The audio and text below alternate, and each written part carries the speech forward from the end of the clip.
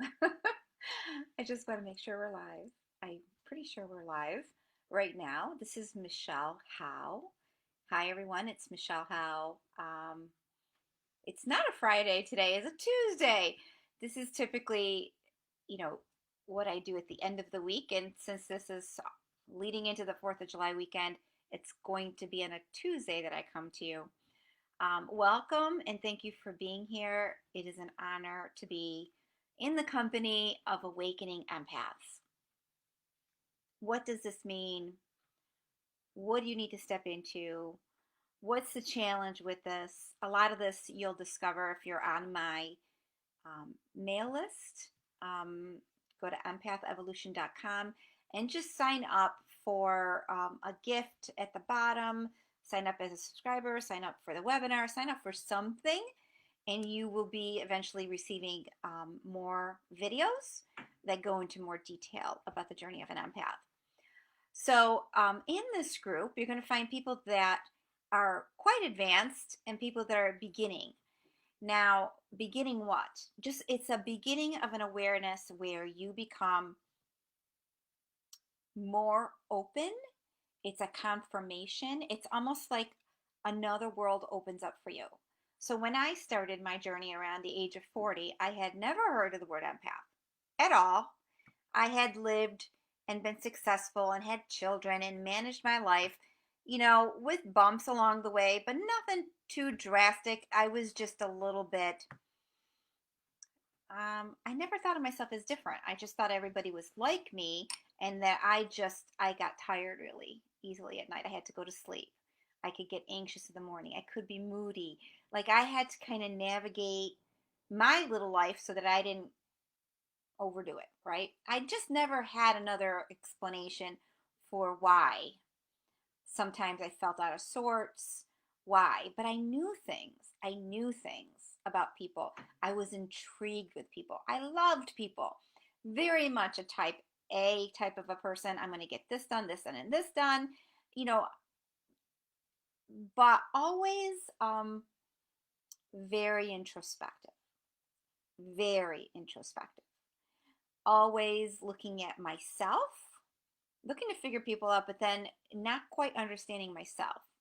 So that kind of leads you to see some of the challenges that are inherent with being an empath. Had to keep friends at a little bit of a distance. Why? Because I cared so much about them. I could feel where they were at, and then I wanted to help save them, make sure they were all right, right? I still have those tendencies a little bit. It's to nurture, to take care of the people that are in my zone, right? So fast forward now, I'm 52 years old and I've got, you know, a pretty strong personality, a pretty strong understanding, comparatively speaking, to my younger years. And I am reaching out to my younger versions of me. So let me save you from some of the confusion and tiredness, and let me help you step forward into the potentials that are in front of you. How do you manage not just, well, it's your life, but following the direction that your soul wants you to go in? Following and looking and understanding the clues that you get all around you, the lessons that come your way. Always, we're being dealt lessons at every turn. So if we start embracing the lens of being the student and the desire to feel like you're an empowered student, the desire to move forward in your life. And I guess for some of us, it's to move out of pain, but for others of us, it's to move into empowerment.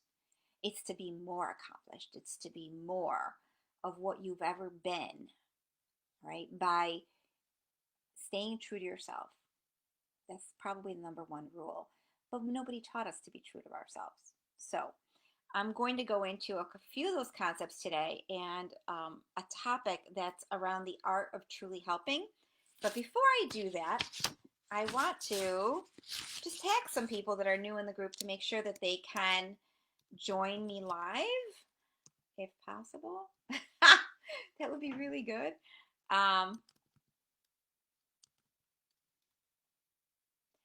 Maybe I won't have time to do this. Maybe somebody else needs to do this.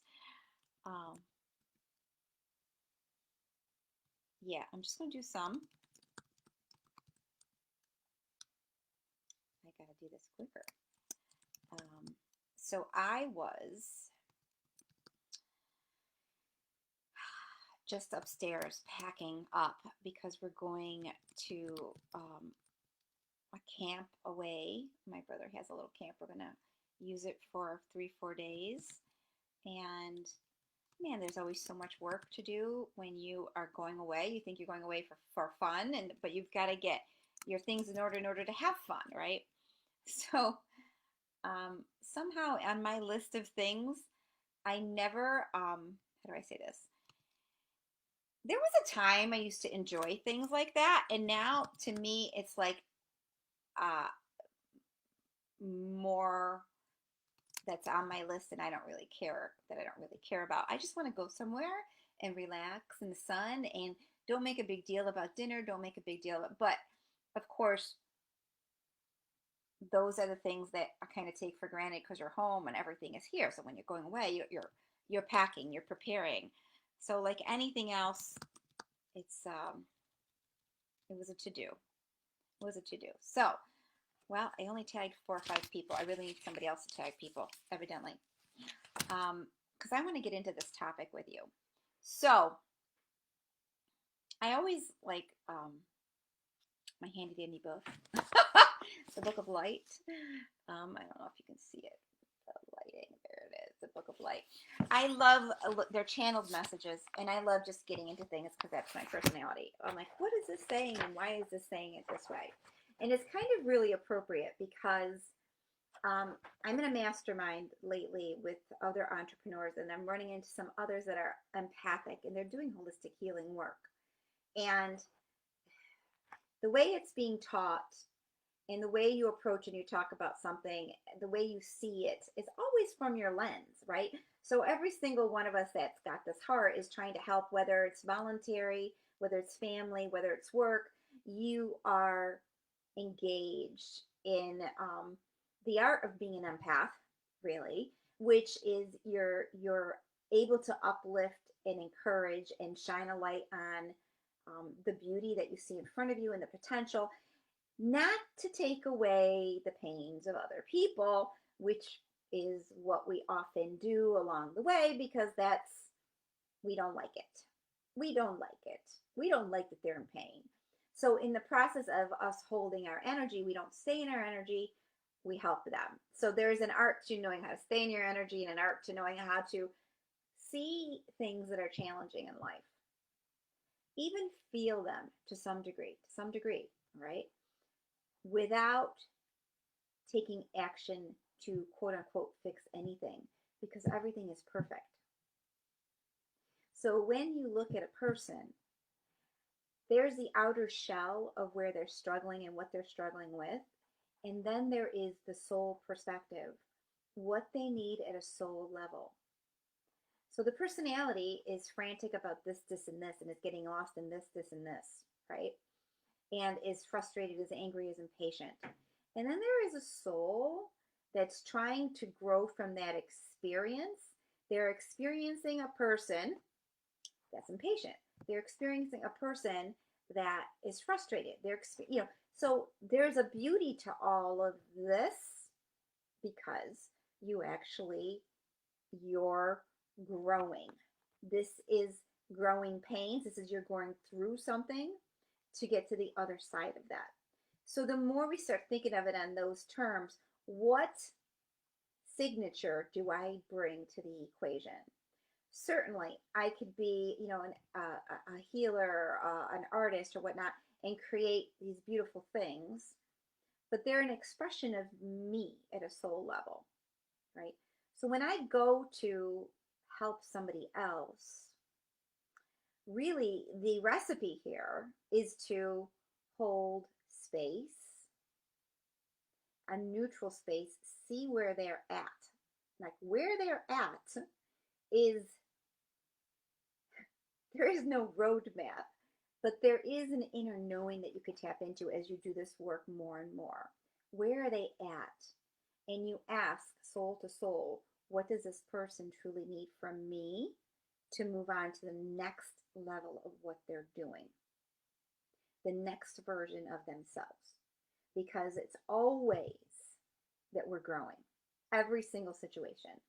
There isn't a right or wrong. Even if you are very evolved and you can connect with spirit, say medium, psychic, you still have a very human side of you that's learning how to be human, effective, efficient, and purposeful and accomplished and successful, however you define success in this life. So you're always working through something. So the reading talked about, I'll read it to you because it's actually pretty powerful. It goes like this. I know you like to help. I know you try hard. You want to convey all you know to others, everything you've learned from me. And you believe this is reasonable. I understand. You do what you do. You do what you know and believe it's right. You do not question it. You do not consider even for a moment that this enormous gift may be your ego at work. You never think about this. I understand. Even though you may have believed up until this moment that this was acceptable, once you read this message, you will recognize it is not. And the logic is simple. Pay attention. When you decide to help someone, how do you go about it? You feel sorry for the person? You think he or she is going through a difficult time? So you come up with a way of getting him or her out of that situation. Completely justifiable, you think to yourself, I understand why you think this way, but it doesn't really work this way. You need to understand that the strategy you came up with to help this individual bears your own logic. It has your energy and your energy alone. It doesn't bear that person's energy. Or, to be more precise, this person does not possess the energy of the strategy you developed for him or her. The energy of the strategy you developed for him or her. So, your strategy, your energy is yours. You have a strategy or an idea that you're going to give to them, right? But they don't possess that. They don't possess that. They're just learning from you, right? That's why it's extremely unlikely that he or she will be able to put into practice. And even if he or she does, it's extremely unlikely that the problem will be solved. Why? Because whenever someone does something that doesn't have their energy, later on, when he or she has to face the consequences and make daily decisions that are based on this strategy, he will be unable to understand the logic behind it. I'm going to go into this, explaining it even more, but here we go. Hence, he will be unable to make decisions based on the strategy, and as a result, the problem will not be resolved. Why do I say that it is the ego at work when you use this method to help others? Because only the ego wants to impose its logic on others. The soul does not impose anything on others, yet it helps them. The soul looks at the person who stands before them. The soul deeply feels that person. The soul is able to determine where the person's soul lies. The soul is able to determine where the person's soul lies, where they're at. It can draw it out, and it helps this person to free himself from fear. And once free from fear, he can make choices based on his own logic, his own energy.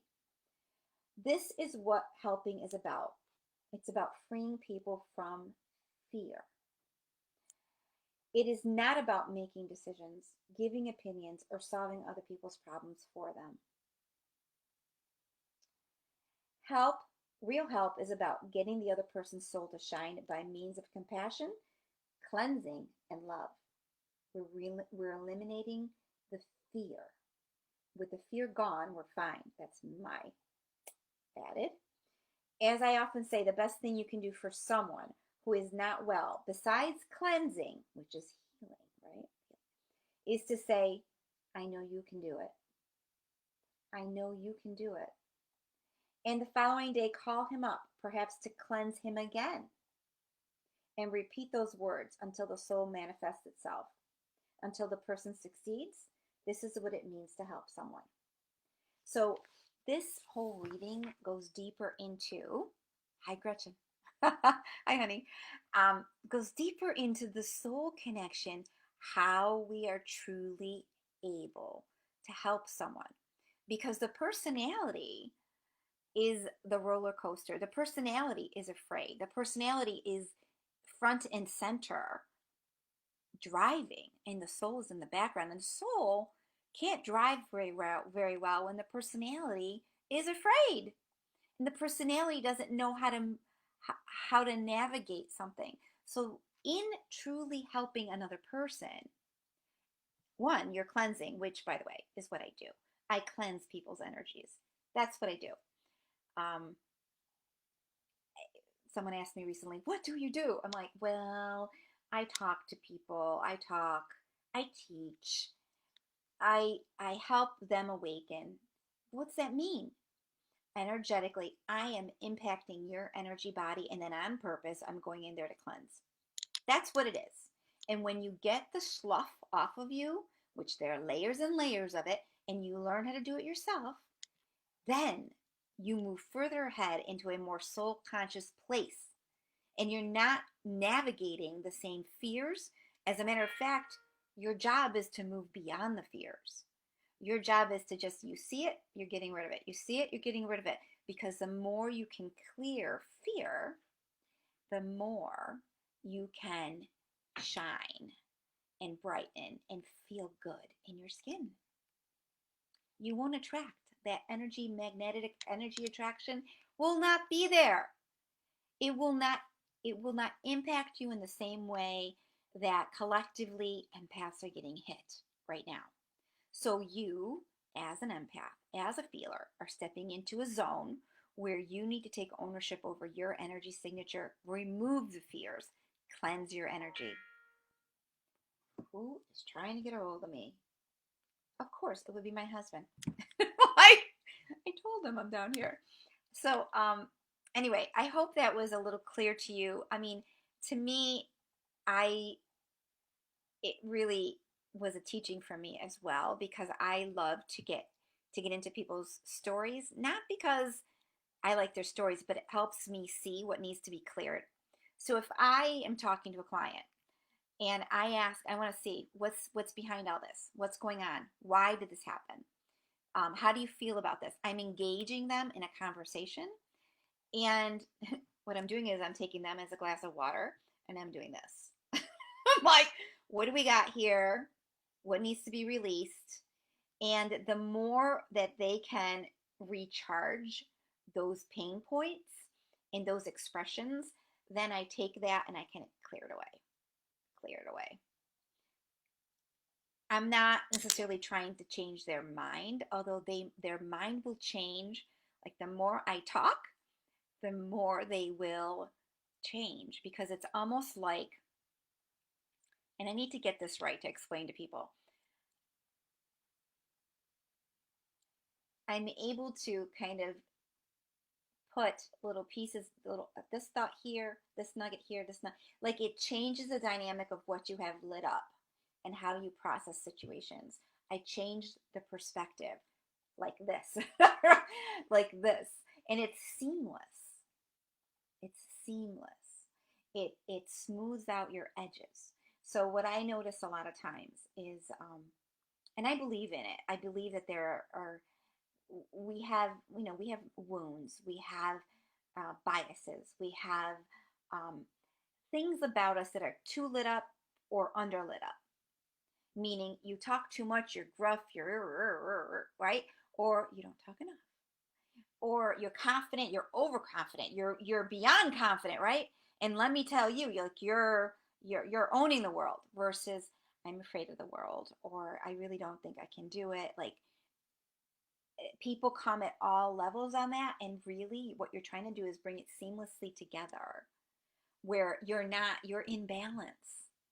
Your thinking, your emotions, your physical body, all of it connecting, is in balance and receiving guidance, you're able to discern what energy feels right for you, what does not feel right for you, without the roller coaster up and the roller coaster down.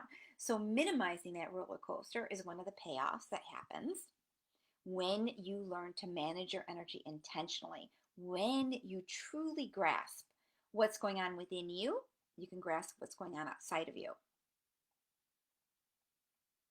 When you're not impacted by the outside, life is much clearer, and it gets even better when the inside is just bright. It's bright. The reality is that none of us have a clean slate on the inside. We have layers of things that we have buried. We didn't want to deal with it. We didn't know what to do with it. It didn't feel good, right? We put it away. We put it away. We put it away. We have layers of bias against ourselves, against other people. We have layers of judgment. It's almost like this happens like an immediate thing. It's not necessarily something, we had to work at. We are assimilating in a society and with people, and it looks like it's so easy to get frustrated into my husband called it profiling, to when you see something and you expect something from it a certain way. I can say, I'll give you an example. I said there was a lady who was, she was really, really very well developed psychic. I think she was a medium. She was a teacher. She had a lot of bias against the word empath.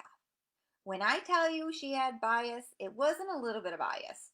She could not stand the word empath or empaths because in her experience, she was done wrong by that word and it's being used wrong. Like, she is judging. So I'm like, geez, guess what she's going to do when she sees Empath Evolution and she sees Michelle is bringing this topic to light, because it's important.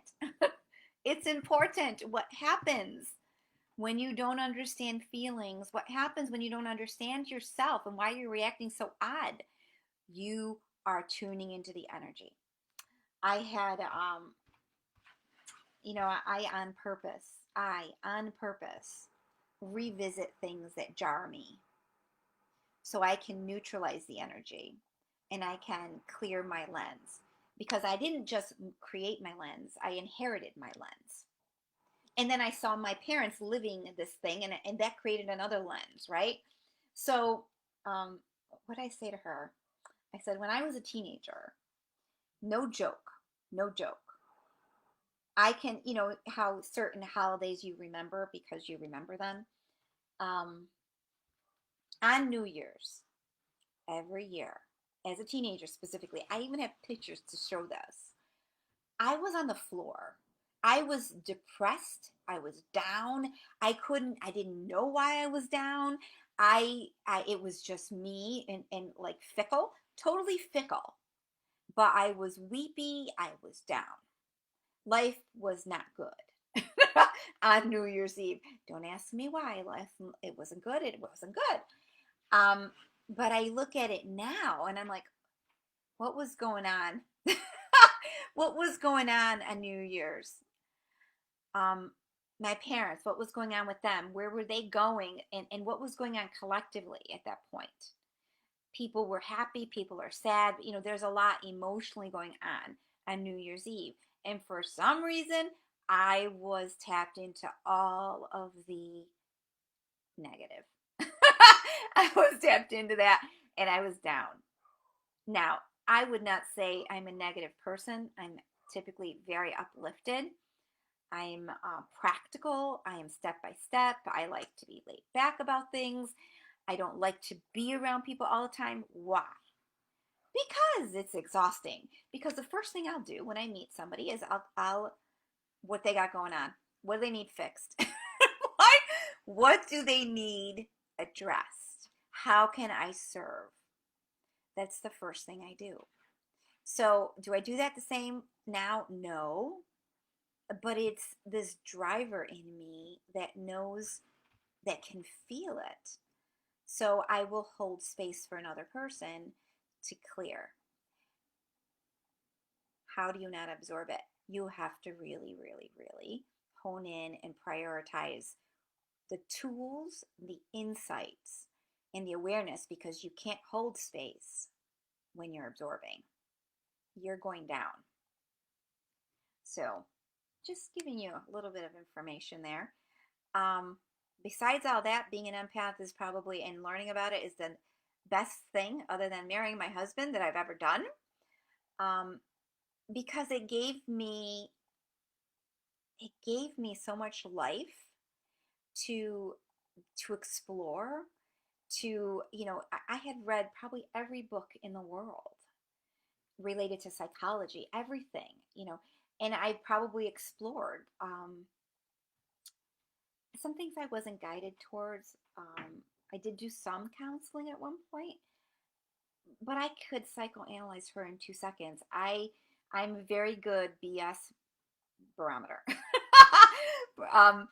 If something doesn't have substance to it, or I can't respect you, I will know pretty quickly that this isn't so, right? And I grew up Christian, Catholic, right? So I went to church, and guess what? I loved the feeling of being in church. And then I would look at people, and they were all good people. I could see their heart. See, this is an important part. I could see their heart. I could also see what was around them. And I could see the heart of the priest. And I could see his teachings. Yeah, okay. I could see the intention, but then there was a twist. The truth wasn't in the teachings. Truths come to me based on vibration. Does something feel right? Is it empowering? Is it safe? Is it nurturing? And I go with that. So some of the teachings, and plus I have a knowing. No. No. We're not going there. I'll take this, but I'm not taking any of those. And knowing that, and not condemning what I saw, because that priest, that organization, those people are all doing what they know, or they think they know, that's right for them, right? Just because I know differently, it doesn't make me any better than them. It just brings me at a different trajectory. I'm looking at it from a different place than what somebody else is looking at it from. So I can respect it. I don't have to live it, right? I can respect people in my family. I can even love them. And in loving them, I see their soul, and I see where they're at. And I think it's beautiful where they're all at. It's not, it's funny because someone asked me on Sunday, what, talking about what I do has not been easy for me because people don't quite understand it. And I don't like to call attention to myself. So, especially in a group, one-on-one, I'll tell you night and day what something is. But in a group, I might get tongue-tied over what I do, especially if the group doesn't get even the basics of this. What's going to happen is you're going to get ridiculed, or you're going to make light of it. And if they love you, they'll just smile, right? They'll just smile. They won't think anything of it. But it's funny because my brother-in-law, very empathic, but does not, very gruff kind of a guy. And it's interesting. I did a clearing on him at one point, and he was beside himself with, how did you do, like, he could feel it. How'd you do that? What is that? I could feel that. What is that? Like, that whole place was shocking to him. And, you know, do I want to tell them more? Do I want to share more? To some degree, yes. But to another degree, what are they going to do with it? Unless they're ready to step into it more, it's just a tool. I'll open them up as much as I can. But what I'm saying is, it's really hard to tell people all this stuff if they're not somewhat ready to hear it. They could listen to it, but they may not hear it. So I I handle it a little bit more passively because it places me in a better place. Like I don't want to shock them. I don't want to be that topic of conversation that, oh, Aunt Michelle said this, and this, and she thinks this, and this. No, no, no. I'm part of the family. If you want to hear more, I'll let you know more. I'll tell you more. I'll do more, but they have to be ready. They have to come to me, is what it is. So anyway, I'm going to let you guys go. Hi, Allie. Nice to see you.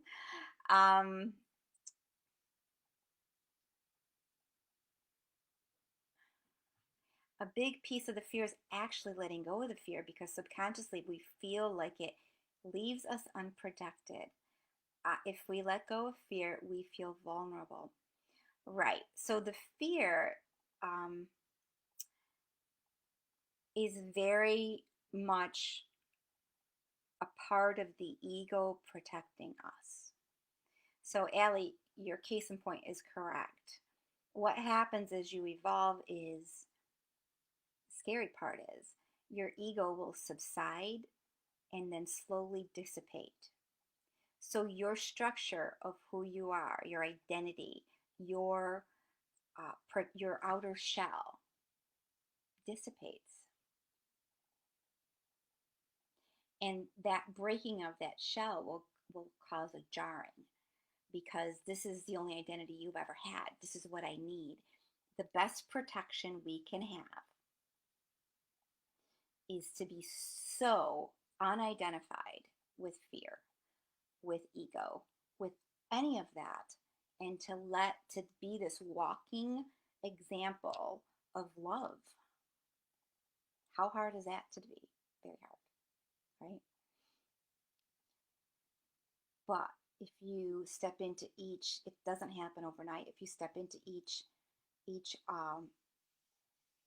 each step along the way, if you just keep walking, you will get there.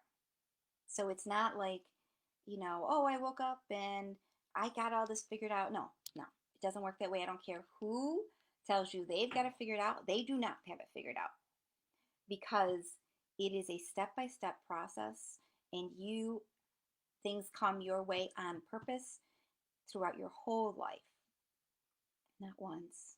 You don't just up and you come along the way. You come further along the way, because I can tell where people are, but it doesn't ever truly end. It just continues, and you're here for a purpose. You're here to figure that out. You're here to figure that out and to step into it. And the sooner you do it, the easier it will be. So there is like a harder way of approaching this and an easier way. And I guess you could call what I do mentorship, clearing, because that's what it really is. And I created this group for us so I can share some of these teachings easy enough to you. And then in the future, actually, there is a program out there that people who really want more can get more, and it speeds you along much faster because you're exposed to more. And I'm tossing around the idea, I say that very carefully here, of an empath sanctuary, meaning a place where people who are serious about this can congregate and gather together and learn all the things that are part and parcel of the path, with like company that takes it seriously as well. So yeah, that's on the horizon. I'm just looking for someone who can run it. I'm looking for someone who can run it, because I want to go out there and speak this as much as possible to awaken the empaths they're us. They just don't know it yet. They don't know what it is yet. They've been able to mitigate it. They'll exercise. They'll do yoga. They'll do different things along the way to just, kind of slide by and be semi okay, and then they'll dip down. And then they'll be semi okay, then they'll dip down again. So that's what's on the horizon. Anyway, I want to thank all of you for listening to this, for being here, and please enjoy your rest of your week. The top tool for an empath is to learn how to clear their energy body. how to ground, earth, clear, settle down, hold a vibration, and how not to get entangled with all the things around them. All right. Hello, Laurel. All right. I'll let you guys go, and I will see you after the holiday week. All right. Take care.